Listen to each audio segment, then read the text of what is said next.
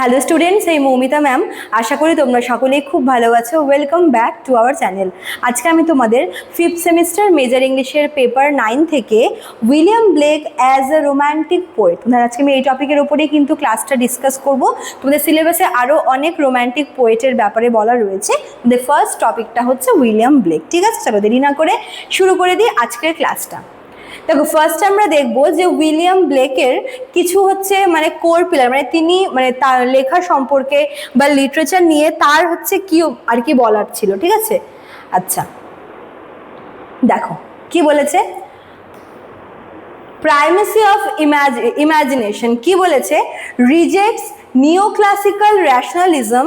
Imagination is the divine organ capable of perceiving eternal truth beyond sensory limit. দেখো, neoclassical এজে কি ছিল, সেখানে নিওক্লাসিক্যাল এজে কিছু হচ্ছে এক্সটার্নাল যে বিষয়গুলো রয়েছে, যেরকম হচ্ছে সোসাইটি, ম্যারেজ, পলিটিক্স, গভর্নমেন্ট, ঠিক আছে, এই বিষয়গুলোকে নিয়ে কিন্তু খুব বেশি লেখা হতো। বাট উইলিয়াম ব্লেক এই যে নিওক্লাসিক্যাল বা নিওক্লাসিসিজম পিরিয়ডের যে থিমগুলো, সেগুলোকে তিনি রিজেক্ট করেন এবং তার মনে হয় যে ইম্যাজিনেশন হচ্ছে সব থেকে ইম্পর্টেন্ট। তিনি ইম্যাজিনেশনের ওপরে খুব বেশি কিন্তু ফোকাস করেন, যে ইম্যাজিনেশন হচ্ছে এমন একটা জিনিস যাতে করে মানুষ হচ্ছে এটার কোনো রকমের লিমিটেশন নেই। ঠিক আছে, এটা হচ্ছে এখানে যখন কেউ যখন ইমাজিন করে কিছু লিখছে, মানুষের তো ইমাজিনেটিভ পাওয়ার অনেক, যারা আর কি এই ইমাজিনেটিভ পাওয়ারটাকে কাজে লাগিয়ে লেখে বা কিছু, তাদের তো এটার কোনো লিমিটেশন নেই। তাই হচ্ছে ব্লেক মনে করে যে ইমাজিনেশন হচ্ছে একটা ধরনের ডিভাইন অর্গান, যাতে করে সমস্ত রকমের সেন্সরি লিমিটের থেকেও বাইরে অন্য এটার্নাল ট্রুথগুলোকে আর কি ক্যাপেবল করা যায়। ঠিক আছে, আচ্ছা দেন কি বলেছে? Nature and childhood. Nature reflect spiritual reality. William Blake মনে করেন যে তিনি তার লেখার মধ্যে নেচারকে কিন্তু খুব বেশি ফোকাস করে লিখেছেন। তার মতে নেচার হচ্ছে মানুষের যে স্পিরিচুয়াল রিয়ালিটি, সেটাকে হচ্ছে রিফ্লেক্ট করতে সক্ষম হয়।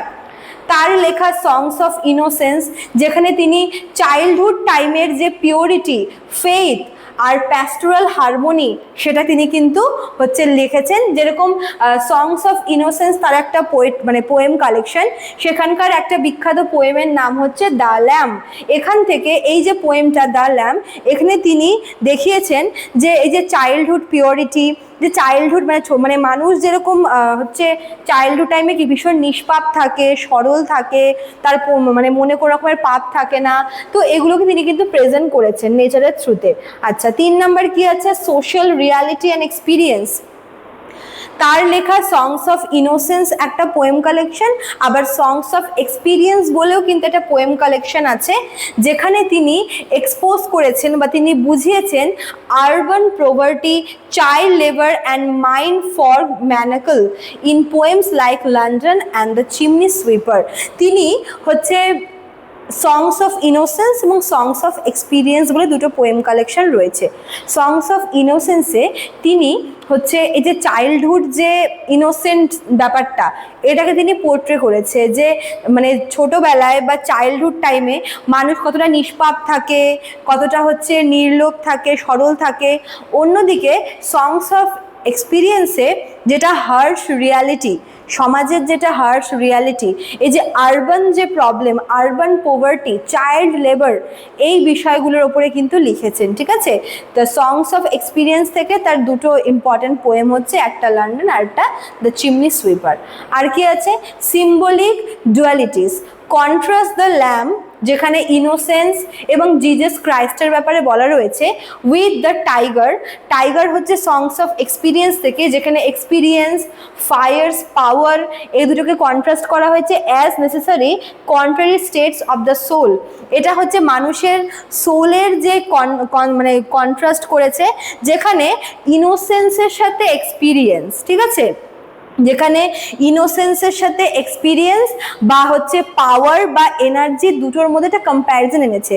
সংস অফ ইনোসেন্সে ইনোসেন্স বিষয়টাকে পোর্ট্রে করা হয়েছে, জিজাস ক্রাইস্টকে সেখানে পোর্ট্রে করা হয়েছে, ঠিক আছে। আর সংস অফ এক্সপিরিয়েন্সে এই যে ফায়ার্স যে পাওয়ারটা, ঠিক আছে, তারপরে হিংস্রতা, ক্রুয়েলটি, এক্সপিরিয়েন্স, এই বিষয়গুলোকে লেখা হচ্ছে। তো দুটোর মধ্যে কিন্তু আমরা সিম্বলিক ডুয়ালিটি পাবো, মানে দুটোই কিন্তু সংস অফ ইনোসেন্স এবং সংস অফ এক্সপিরিয়েন্স দুটোই কিন্তু ডিফারেন্ট জিনিসটাকে আর কি সিম্বল করে লেখা হয়েছে, ঠিক আছে। আচ্ছা, এবার দেখো কি হচ্ছে রেবেলিয়ন অ্যান্ড এন্ডিউরিং লিগেসি। আচ্ছা, ফ্রিডম অ্যান্ড ইন্ডিভিজুয়ালিজম কি বলেছে?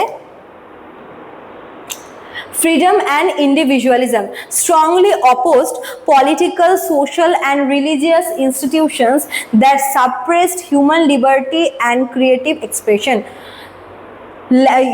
উইলিয়াম ব্লেক কিন্তু এই যে পলিটিক্যাল, সোশ্যাল এবং রিলিজিয়াস ইনস্টিটিউটগুলোর কিন্তু এগেনস্টে ছিল, কারণ তার মনে হয়েছিল যে এই যে পলিটিক্যাল, সোশ্যাল বা এই রিলিজিয়াস ইনস্টিটিউটগুলো কী করে মানুষের লিবার্টিকে দমন করে রাখে এবং মানুষের ক্রিয়েটিভ এক্সপ্রেশনকেও কিন্তু দমন করে রাখে, ঠিক আছে।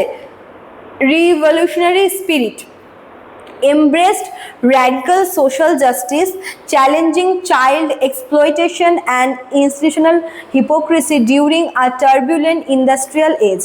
দেখো ইন্ডাস্ট্রিয়াল যে রিভলিউশন হয়েছিল সেই সময় কিন্তু এই যে চাইল্ড এক্সপ্লয়টেশন মানে শিশু শ্রম বা শিশুদের শোষণ করার বিষয়টা কিন্তু চলেছে, মানে ছোট বাচ্চাদের দিয়ে হচ্ছে লেবারি করানো বা তাদেরকে রিস্কি কাজে পাঠানো।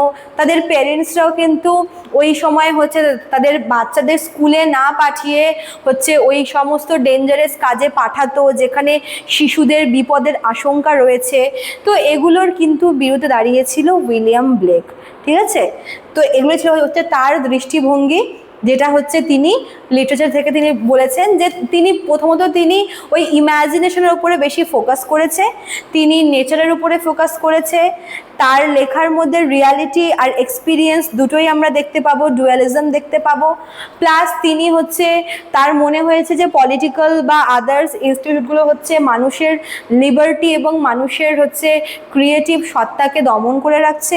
প্লাস সেই সময় এই ইন্ডাস্ট্রিয়াল রিভলিউশন হয়েছিল, যার জন্য অনেক মানে তিনি চোখের সামনে দেখেছিলেন যে কিভাবে ছোট শিশুদেরকে স্কুলে না পাঠিয়ে তাদেরকে শিক্ষা না দিয়ে তাদের হচ্ছে সেই বয়সে তাদের জীবনটাকে নষ্ট করে দেওয়া হচ্ছিল, তাদেরকে বিপজ্জনক কাজে পাঠানো হচ্ছিল। এতে করে কিন্তু উইলিয়াম ব্লেক সবই লিখেছে, তোমরা তোমাদের সিলেবাসে পেয়ে যাবে তার লেখা কিছু ইম্পর্টেন্ট পোয়েম, ঠিক আছে। চলো, তো এই ছিল তোমাদের আজকের ক্লাসে। তোমাদের কিন্তু অলরেডি হচ্ছে অ্যাডমিশন শুরু হয়ে গেছে। যারা ভাবছে আমাদের কাছে অ্যাডমিশন নেবে তারা আমাদের অফিসিয়াল নাম্বারে কল করে নিও। এখানে দেখো আমাদের অফিসিয়াল নাম্বার দেওয়া রয়েছে, এছাড়াও কিন্তু এখানে কোর্স ফি দেওয়া রয়েছে, আর তোমরা চাইলে তো আমাদের অ্যাপ থেকেও কোর্স পারচেস করতে পারো, ঠিক আছে। চলো, আচ্ছা এতটুকুই থাকলো, দেখা হচ্ছে নেক্সট ক্লাসে। Thank you.